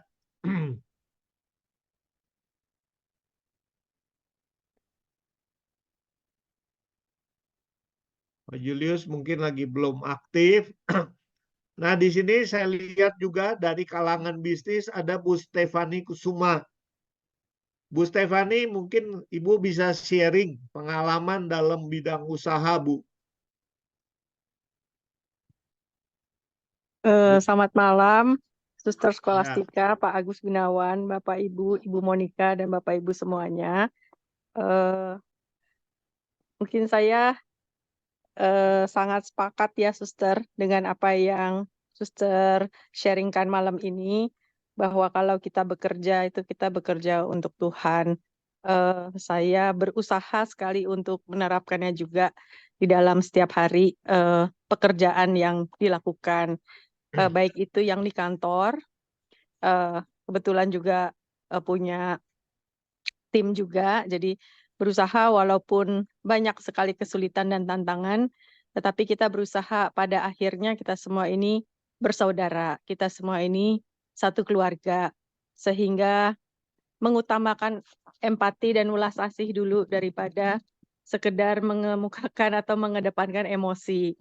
Seperti itu diupayakan, tapi tentunya tetap untuk mencapai hasil yang terbaik ya, bukannya kita pasrah terserah nanti bagaimana, tetapi maksudnya hanya memastikan cara-cara yang digunakan itu adalah cara-cara yang kita percaya sebagai iman Kristiani kita. Dan di dalam pelayanan, walaupun belum bisa 100% commit karena juga masih banyak kesibukan, tapi juga berusaha dengan apa yang kita bisa atau tidak bisa lakukan, kita tetap upayakan yang terbaik untuk kemuliaan Tuhan, apakah itu lewat tenaga ya, dan juga beberapa ya dalam rupa ya mungkin donasi atau mungkin ya lebih kepada kita sumbang dalam bentuk dana daripada nanti nggak ada sama sekali gitu, Suster dan Bapak Ibu. Jadi intinya kita berusaha dengan apa yang kita bisa dalam pelayanan. Komitmen itu ya kalau nggak waktu, tenaga, ya mungkin juga kadang-kadang kita bisa juga berderma gitu. Intinya adalah dalam setiap hari hidup kita harus berusaha berbuat baik sebanyak mungkin. Kalau bisa hari ini bantu orang di Flores atau bantu orang di Papua atau bantu anak sekolah di Bogor atau bantu siapapun, kalau bisa kita punya target gitu sehari mau bantu berapa orang gitu, apakah 3, syukur-syukur bisa lebih, dan juga begitu juga dengan pekerjaan-pekerjaan kita di kantor, kita nggak berhenti pada apa yang apa ya kita terima, tetapi kita berusaha memberi, karena dengan memberi kita juga menabur gitu ya, dan pada gilirannya dengan memberi kita juga pastinya tidak berkekurangan, melainkan kita juga pasti akan mendapatkan bantuan lah atas apa yang tadi itu jadi kesulitan kita, tantangan kita. Mungkin nanti ada pencerahan gitu. Harapannya begitu sih, tapi bukan pamrih, tapi lebih kayak paid forward gitu ya. Jadi dengan berbuat baik terlebih dahulu, ya mudah-mudahan pada gilirannya kita juga dimudahkan lah untuk mencapai apa yang menjadi cita-cita dan harapan kita. Mungkin singkatnya itu Pak Agus, Suster Skolastika, dan Bapak Ibu semuanya. Makasih. ya, terima kasih Bu Stefani. Suster mungkin ada tanggapan mengenai. Nah, ya silakan Bu Vero. Masih di mute, Bu. Ya.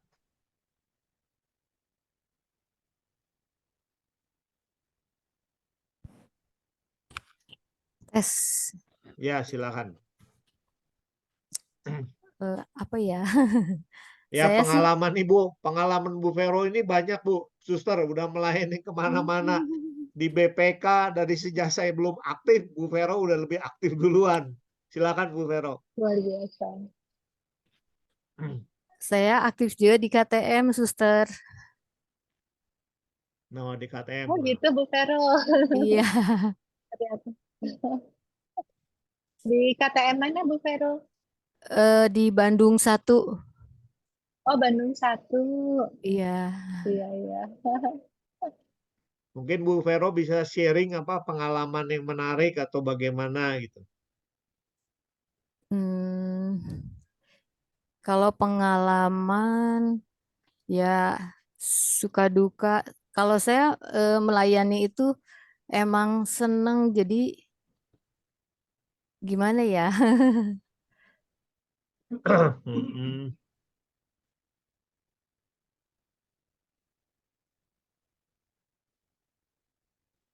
Pengalaman ya, jadi dalam melayani itu saya banyak belajar,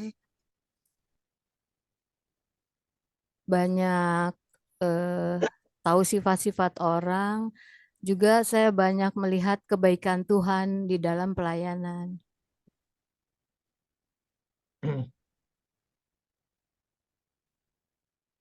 Bu Vero melayani di berbagai komunitas kan, di BPK Karismatik ya sebagai sekretaris, di Iya, KTM. Nah, kemudian sekarang di mana nih, Bu? di paroki bidang Di paroki pewarta juga. sakramen Ya. inisiasi. Ya. Terus sekarang di BPK sebagai Masih sekretaris Pak Agus. masih sekretaris. Wah, hebat, udah lama. Ada lagi yang mau di-sharingkan, Bu Vero? Ya, mungkin itu aja. Itu aja ya. Oke, terima kasih Bu Makasih. Vero. Ya, mungkin yang berikutnya Pak Julius Teja. Pak Julius Teja udah bisa bicara belum, Mbak? Tadi katanya suster Pak Julius Teja macet ini ya speakernya, jadi dia nggak bisa bicara. Perusahaan rugi padahal untung gitu. Nah, itu bagaimana kalau dikaitkan dengan awal-awal tadi suster bilang bahwa kita harus jujur sebagainya tadi. Kemudian dikaitkan dengan peristiwa Lazarus dan mandor yang ketemu Santo Petrus tadi. Nah, ini saya minta tanggapan bagaimana kira-kira suster dengan pengusaha-pengusaha yang dari Katolik. Ternyata ada yang demikian begitu. Terima kasih, suster. Silakan, suster. Tujuannya pengusaha itu bilang rugi padahal untung gitu ke para pegawai, kenapa ya? Nah, itu kita juga nggak tahu. Biasanya perusahaan-perusahaan itu banyak juga yang bilang rugi kepada karyawannya, padahal ya pasti banyak untung lah dari aktivitasnya tuh bisa dilihat banyak untung gitu. Kita sebagai karyawan juga kadang mengetahui juga, wah ini perusahaan nggak mungkin rugi gitu. Tapi pengusaha itu ada juga yang bilang untung, ya kita kan nggak tahu ya. Sebagai karyawan kan nggak tahu. Begitu, Ustaz. Ya, ya. Oke. Kalau kita sebagai karyawan dibegitukan memang rasanya tidak enak begitu ya, rasanya nggak enak banget gitu. Nah, cuma saya yang bisa saya sampaikan adalah mungkin kita jangan terlalu cepat menghakimi. Artinya begini, mungkin memang betulan rugi begitu, walaupun kelihatannya untung, tapi sebetulnya rugi gitu ya. Jadi sebetulnya dia nggak bohong. Atau yang kedua, mungkin memang dia bohong gitu loh. Sebetulnya dia untung bukan rugi, tapi keuntungannya itu eh, mau dia pakai untuk modal lagi ke depannya, misalnya gitu. Nah, sementara karyawan berharap keuntungan yang lebih itu dibagikan ke karyawan, misalnya begitu ya.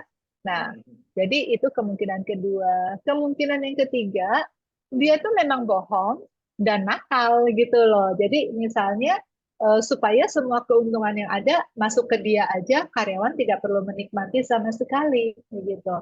Nah, kalau sebagai karyawan apapun itu, ya saya sih cuma mengajak kita jangan terlalu mudah menghakimi, karena kita tidak akan pernah tahu persis yang sebetulnya gimana, daripada kita nebak-nebak.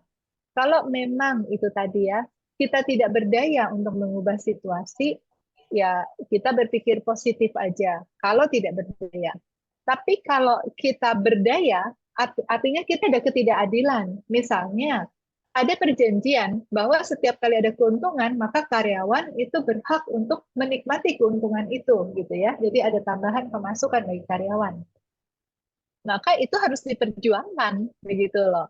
Nah, jadi tergantung situasinya. Jadi kalau misalnya seenggaknya kita menuntut transparansi. Jadi kalau misalnya si bos itu bilang bahwa ini memang tidak dibagikan karena mau dijadikan modal gitu ya, mau diputar lagi gitu.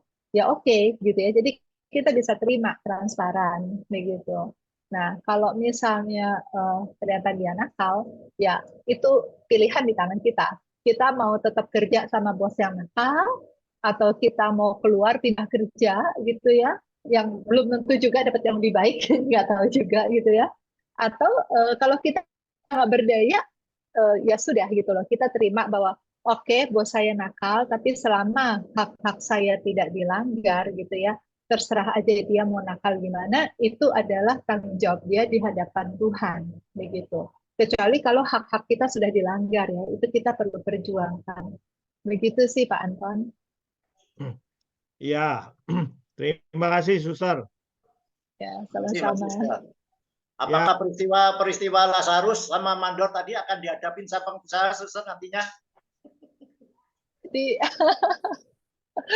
ya, itu juga. Jadi maksud saya tidak menghakimi itu juga, ya tidak mengharapkan yang jelek terhadap orang lain, itu biarlah urusan dia sama Tuhan gitu ya.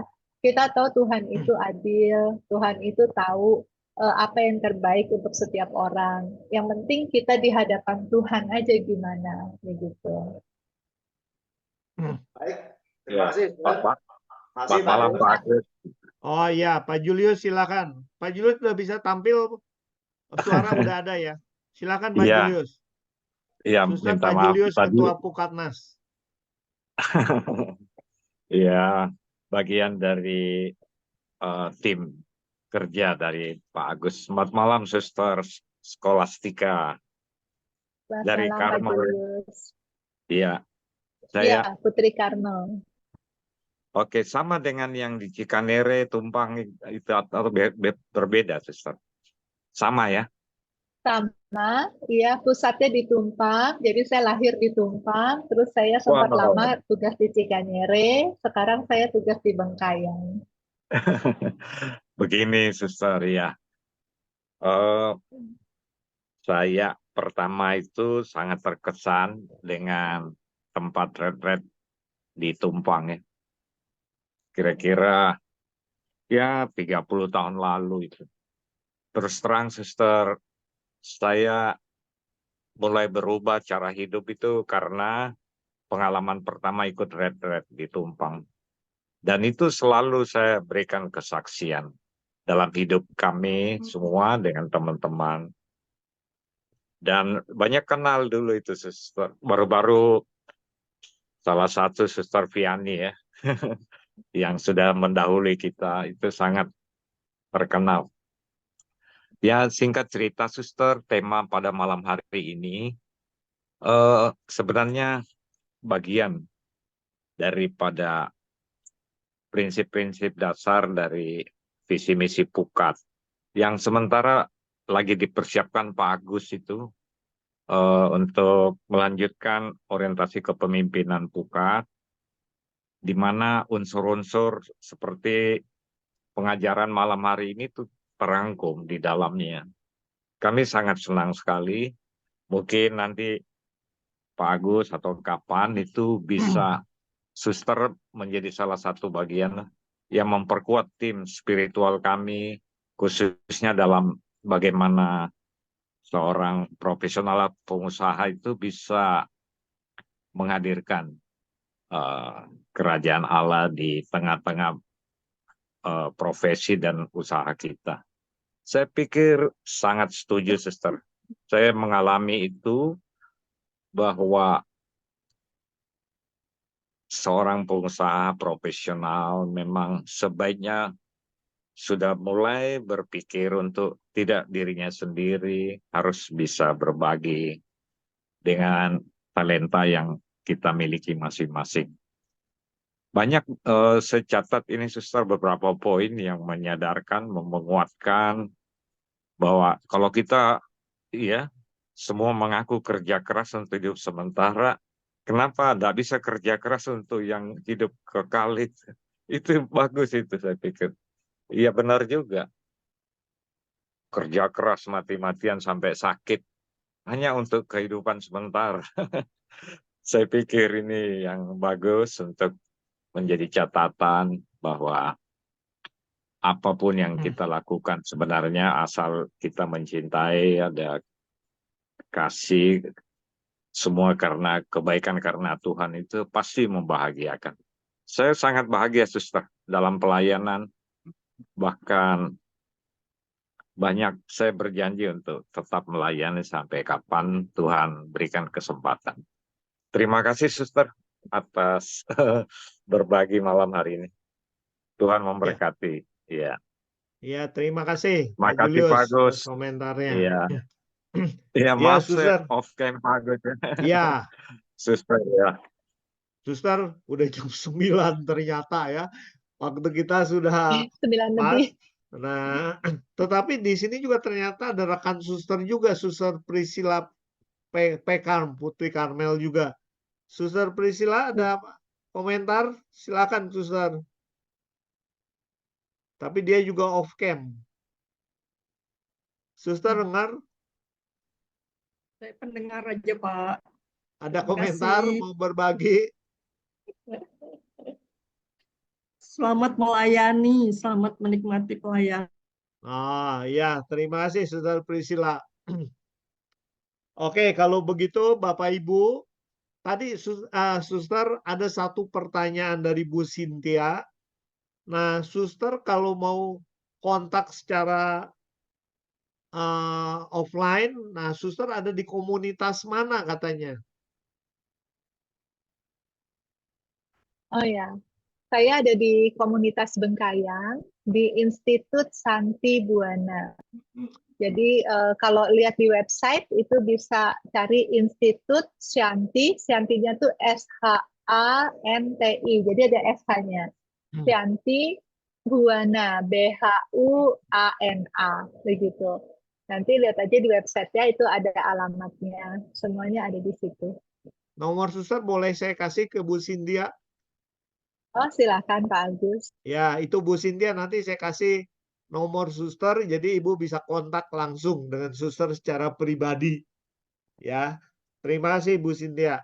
Terima kasih Suster atas pertemuan pada malam hari ini. Semoga Suster tidak bosan kalau nanti kami undang lagi dalam pertemuan berikutnya. Dan tadi juga ada undangan khusus dari Pak Julius. Kalau Suster nanti diundang untuk berkenan membantu Pukatnas ya, atau Pukat dalam bidang-bidang tertentu yang terkait dengan spiritual. Terima kasih Suster atas pembekalan pada kami pada malam hari ini. Nah, untuk Bapak Ibu yang lain, kita akan ketemu lagi pada hari Selasa pertama bulan April. Nah, dengan topik dan pembicara yang masih sedang kami cari, sedang kami olah. Nah, nanti kami akan beritahukan melalui berbagai media ya, melalui WA Group, melalui channel-channel yang lain. Nah, untuk itu selanjutnya saya serahkan Pak Gabriel untuk kita foto bersama. Bapak Ibu, kita akan foto bersama dulu. Ya, silakan yang belum menampilkan tampilannya. Bu Francisca Evi, Bu Ika sudah. Pak Julius agak sulit katanya. Bu Ani, Bu Lestari Angka, Pak Hardi Atmoko, Pak Andi Sumual. Silakan Pak Gabriel dikasih aba-aba. Bapak Ibu, mari kita foto slide pertama ya. Yang layar kedua masih banyak yang belum aktif nih. Ya. Slide pertama dulu. 1,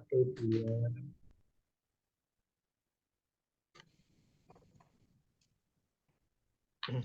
Kedua ya. Layar kedua, Bu Yanti udah. Ada ucapan terima kasih dalam bentuk sertifikat. Suster sebagai narasumber yang akan kami berikan secara di layar dulu, nanti kami akan kirimkan. Ya. Ini Suster dan ditandatangani oleh Pak Julius Yunus Teja sebagai Ketua Pukat Nasional. Semoga Suster berkenan untuk menerimanya. Terima kasih banyak. Kalau boleh, apa bisa pakai nama asli Oh, pakai nama asli yang Helena itu ya? supaya supaya bisa dipakai di kampus. Ya, kalau gitu nanti saya kirim dua-duanya aja ya, Suster ya. Oke, makasih, Ya, maaf merepotkan. ya, terima kasih banyak, Suster. Bapak Ibu yang lain, para peserta webinar, terima kasih atas kehadiran Anda sekalian pada webinar kali ini, dan kita bersyukur Suster Skolastika sudah menemani kita. Kita akan ketemu lagi pada bulan depan, hari Selasa pertama. Tetapi sebelum itu, kita akan mengakhiri pertemuan kita dengan doa. Ya, terima kasih Bapak Ibu, Suster atas pertemuan kita pada malam hari ini. Mari kita satukan hati dan pikiran kita untuk memohon berkat Tuhan dan yang bagi kita yang akan berguna untuk melanjutkan aktivitas kita. Mari kita satukan hati dan pikiran kita. Demi nama Bapa dan Putra dan Roh Kudus. Amin. Allah Bapa yang Maha Pengasih, kami bersyukur Engkau sudah berkenan mengajar kami melalui Suster Skolastika mengenai berbagai hal yang terkait dengan pekerjaan, dengan hidup kami. Kiranya semua dapat kami terapkan dalam kehidupan kami, agar kami boleh semakin mengenal Engkau, melaksanakan kehendak-Mu, dan semakin setia untuk mengikuti seluruh kehendak-Mu, teristimewa pada masa Prapaskah ini. Biarlah kami menjadi pengikut-Mu yang lebih baik, dan lebih baik lagi. Terima kasih Tuhan atas semua acara yang telah Kau sertai kami pada malam hari ini. Kiranya Kau juga berkati Suster Skolastika yang sudah menemani kami, berkati seluruh peserta, berikan istirahat pada malam hari ini agar besok kami dapat bangun kembali dengan badan yang sehat untuk melanjutkan aktivitas kami seperti biasa. Terima kasih Bapa, hanya di dalam nama Putra-Mu Tuhan kami Yesus Kristus, kami serahkan semuanya ke dalam tangan-Mu, terjadilah menurut kehendak-Mu. Amin. Dalam nama Bapa dan Putra dan Roh Kudus. Amin. Terima kasih Bapak Ibu. Terima kasih Pak Agus. Terima kasih Sampai Suster. bulan depan. Terima kasih, Ya. semuanya. semuanya. Terima kasih.